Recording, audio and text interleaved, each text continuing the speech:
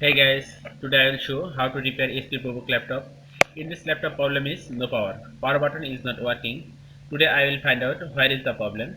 Hope you will watch the full video and gather some knowledge how to repair HP ProBook laptop date problem. So let's start. If you like this video, don't forget to subscribe our channel and don't forget to like this video. If you face another problem with your laptop, below comments me.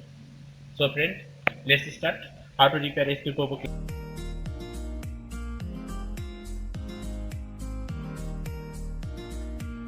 First of all, we need some perfect instrument for opening the laptop. So guys, if you watch the full video without escaping, you will learn so many things regarding this laptop.